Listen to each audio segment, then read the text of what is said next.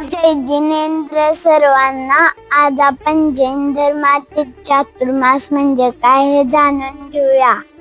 चातुर्मास म्हणजे पावसाळ्यात येणारा 4 महिन्यांचा धार्मिक कालावधी होय.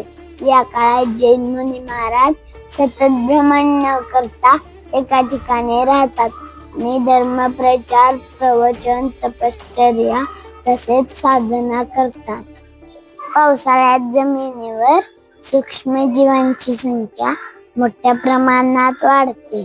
सतत भ्रमण केल्यास या जीवांची हिंसा होण्याची शक्यता असते.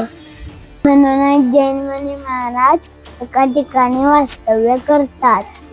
चातुर्मासाच्या काळात श्रावक श्राविका म्हणजे जैन गृहस्थ उपवास, एकासन, सामायिक स्वाध्याय, प्रतिक्रमण आणि दान धर्म यांसारख्या धार्मिक कार्यांना महत्त्व देतात.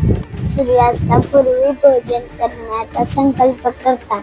अनेक जण विविध व्रते स्वीकारतात, जसे की काही विशिष्ट पदार्थांचा त्याग करणे, अधिकाधिक संयम पाळणे इत्यादी.